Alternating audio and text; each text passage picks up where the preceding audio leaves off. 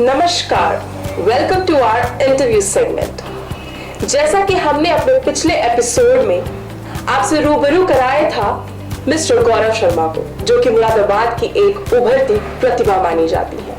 तो इसी कोशिश में आज हमारे स्टूडियो में मौजूद है योगा ट्रेनर मिस दीप्ति ग्रेवाल। तो आइए उनसे बात करते हैं और जानते हैं कि क्या रहा उनका स्ट्रगल, क्या है उनकी सक्सेस स्टोरी और आखिर योगा के क्या क्या एडवांटेजेस होते हैं।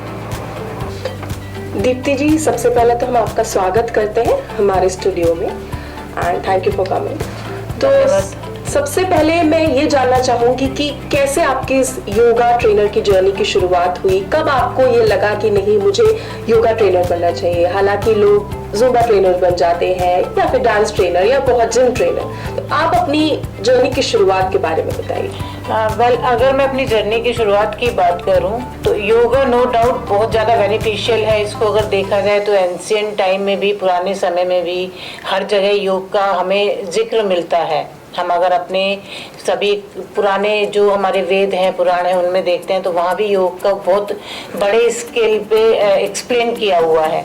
और अगर मैं अपनी जर्नी की बात करूँ तो 2009 अक्टूबर 2009 में मेरा रोड एक्सीडेंट हुआ था। मेरे को ब्रेन हेमरेज हो गया था, मेरा लेफ्ट साइड से बॉडी पूरा पैरालाइज हो गई थी और मैं अप्रोक्स 13 दिन मैं कोमा में रही थी। तो उसके बाद जब मैं रिकवरी कर रही थी मुझे बहुत प्रॉब्लम होती थी, मेरे को बहुत सीवियर हेडेक रहता था।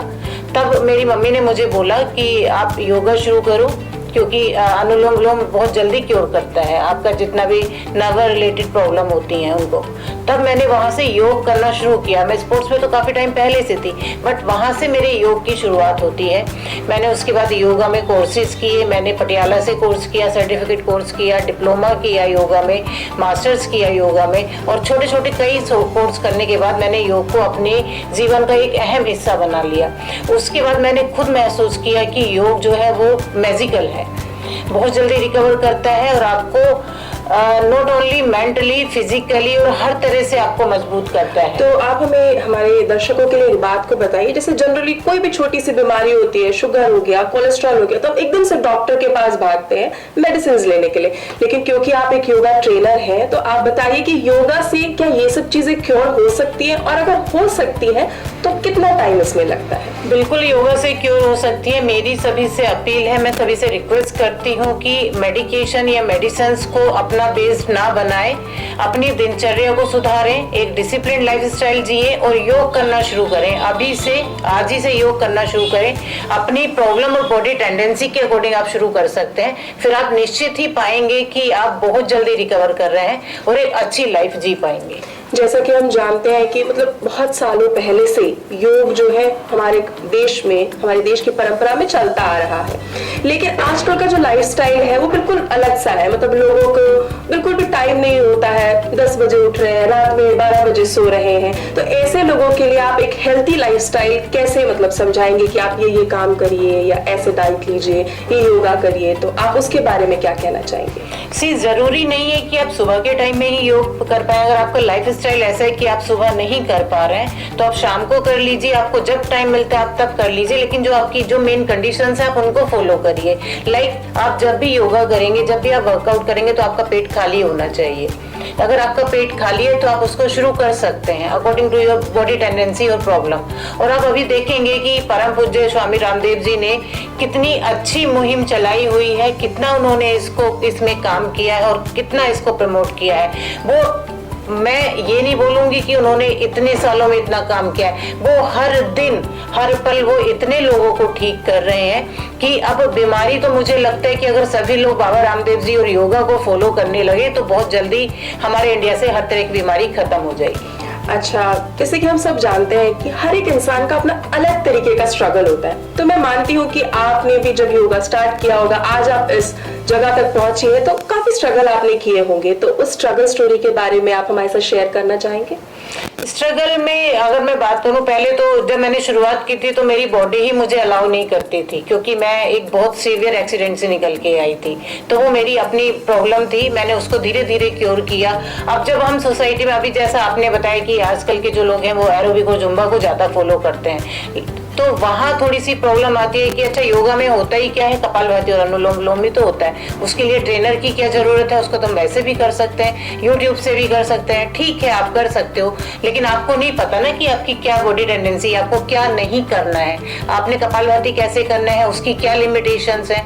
तो ये सब समझने के लिए हमें एक एक्सपर्ट को डेफिनेटली फॉलो करना चाहिए और उसके अकॉर्डिंग हमें करना चाहिए। और योगा में मुझे नहीं लगता है कि अब कोई बहुत ज्यादा प्रॉब्लम या स्ट्रगल वाला पार्ट बाकी है। कोविड ने हमें बहुत कुछ सिखा दिया है। कोरोना काल में आपने देखा होगा कि अब सभी लोग बैक टू हमारा नेचर या फिर जो हमारा लाइफ स्टाइल है उसको थोड़ा नॉर्मल करना शुरू कर दिया है, उसी को सबने फॉलो करना शुरू कर दिया है। तो मतलब आप जैसे योगा के क्लासेस देते हैं या फिर आप मतलब क्या आपका रहता है प्रोसेस? मैं योगा क्लासेस में देती हूँ, तो उसमें मेरा मेनली जो योग थेरेपी है उसके थ्रू मैं लोगों की मेडिकल इश्यूज को ठीक करती हूँ। मैं लोगों को जो मेडिकल प्रॉब्लम है, जैसे जनरली फीमेल्स में अगर आज के टाइम में हम देखें तो स्ट्रेस बहुत ज़्यादा है, थायराइड एक ऐसी प्रॉब्लम है जो ज़्यादातर महिलाओं को होता है, या फिर बैक किक है, या फिर पीसीओडी की प्रॉब्लम है, तो ये ऐसी कॉमन प्रॉब्लम्स है जो ज़्यादातर महिलाओं को है। तो उन सबको मैं बेस करके उसका ट्रीटमेंट करती हूँ योगा के द्वारा।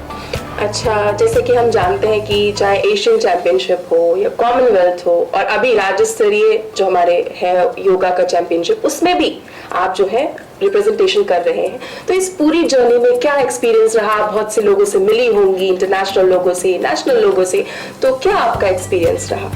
इसमें बहुत ही शानदार मेरा एक्सपीरियंस रहा। मुझे नए नए लोगों से मिलने को मिला, और जब हम किसी नए व्यक्ति से मिलते हैं तो हमें उससे सीखने को भी बहुत कुछ मिलता है। अगर मैं एशियन चैंपियनशिप या कॉमनवेल्थ की बात करूं, या फिर जो मैंने जो एशियन चैंपियनशिप में जो इंडिया को रिप्रेजेंट किया उसकी बात करूं, तो बाहर की कंट्री के लोग योगा को कैसे लेते हैं, वो कैसे करते हैं, उनका लाइफ स्टाइल क्या है, वहाँ का वेदर क्या है, या हमें बहुत सारी चीजें उनकी डाइट को हम कैसे हम ले सकते हैं, हमें क्या कुछ नया सीखना है, तो वो सब चीजें सीखने को मिलती हैं। इसके अलावा जो नए नए लोग होते हैं, हमें बहुत कुछ सीखने को मिलता है कि किसी की कोई बहुत ही कॉम्प्लिकेटेड प्रॉब्लम है तो उन्होंने कैसे उसको क्योर किया, तो उससे हमें मोटिवेशन भी मिलता है कि नहीं हम भी कर सकते हैं इसको और ये हो सकता है। अच्छा, तो आपको क्या लगता है कि इंडिया में योगा को ज्यादा इंपॉर्टेंस दी जाती है कि फॉरेन कंट्रीज में?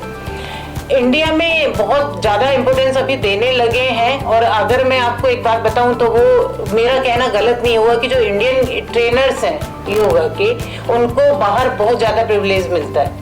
उनको वो प्रेफरेंस देते हैं कि इंडियन अगर होगा तो उसको डेफिनेटली बहुत ज़्यादा कुछ आता होगा।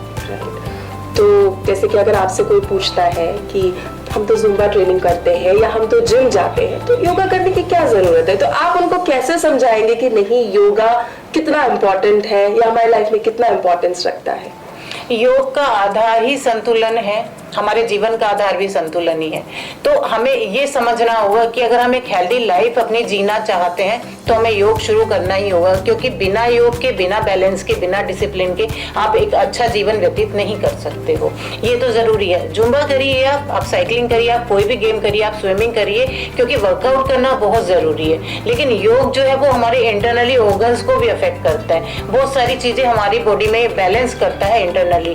क्या कभी आपने सोचा है कि हम नहा लेते हैं, मेकअप कर लेते हैं, अच्छे अच्छे ड्रेसेस पहन लेते हैं, तो ये तो हमारा एक्सटर्नली हमने क्लीन अप कर लिया बॉडी को, कि अंदर से भी हम अपने शरीर को साफ कर सकते हैं। हम अपने इंटेस्टाइन को कैसे साफ करेंगे, वो योगा में ही संभव है। हम अपने इंटरनल ऑर्गन्स को कैसे साफ करेंगे, वो योगा में ही संभव है। इसलिए हमें योग करना चाहिए।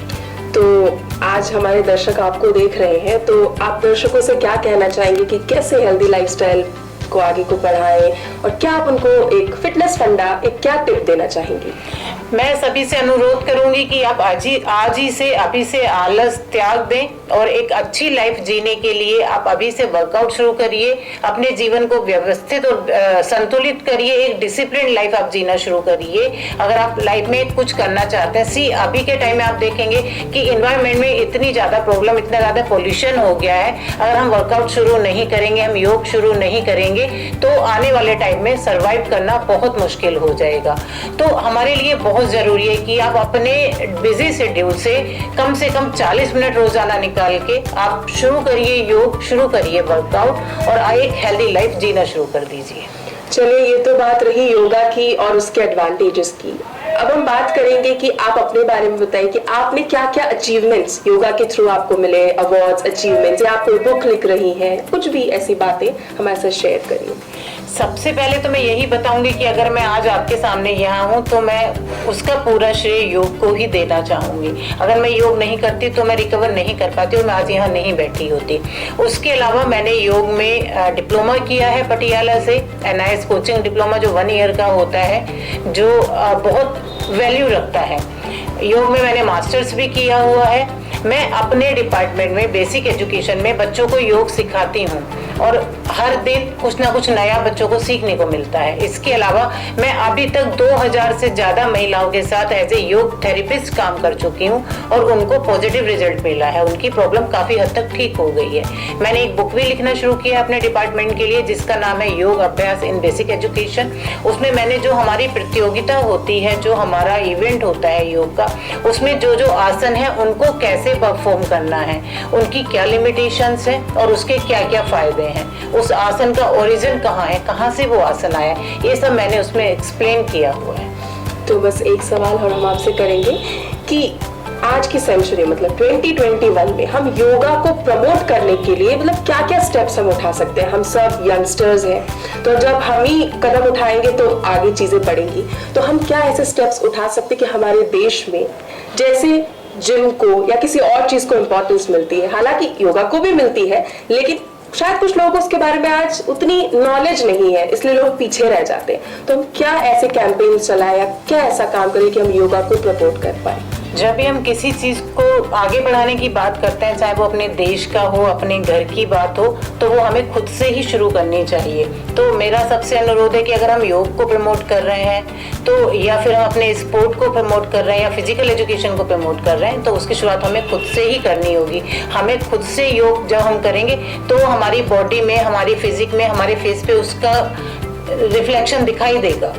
तो जब दिखाई देगा तो सामने वाला पर्सन अट्रैक्ट होगा, वो हमसे डेफिनेटली आके पूछेगा कि भाई आप क्या कर रहे हो। तो प्रमोशन यहीं से शुरू हो जाता है। हमें इसके अलावा उसके बेनिफिट्स हमें बताने, अगर हम किसी को देख रहे हैं कि भाई इसको ये मेडिकल इश्यूज हैं या इसके फिजिक में ये प्रॉब्लम है, तो हमें उसको जाके करेक्शन कराने में कोई प्रॉब्लम नहीं है, हमें कर देना चाहिए। तो हम धीरे धीरे ऐसे ही अपने योगा को, अपने स्पोर्ट्स को हम आगे बढ़ा सकते हैं। ओके, थैंक यू दीप्ति जी कि आपने हमारे दर्शकों के लिए इतने अच्छे योगा टिप्स और इतना हेल्दी लाइफस्टाइल के टिप्स शेयर किए। तो हम आपका बहुत बहुत धन्यवाद करते हैं। धन्यवाद।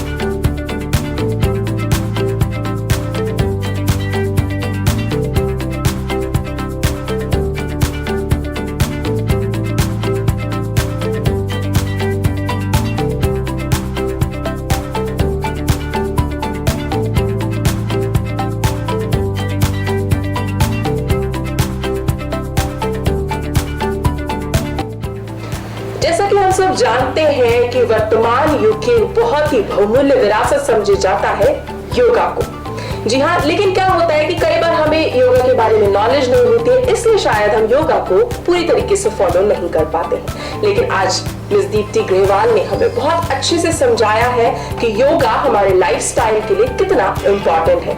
तो हम आशा करते हैं कि आपको ये वीडियो पसंद आई होगी और आप इन चीजों को अपनी डेली लाइफ में फॉलो भी करेंगे। अगर आपको हमारी ये वीडियो पसंद आई हो तो हमारे इस वीडियो को लाइक करना मत भूलिएगा। नेक्स्ट एपिसोड में हम आपसे मिलवाते हैं रहेंगे ऐसे ही मुरादाबाद की कुछ उभरती प्रतिभाओं से। तब तक के लिए जुड़े रहिए ईशान न्यूज नेटवर्क के साथ। Thank you for watching and good bye.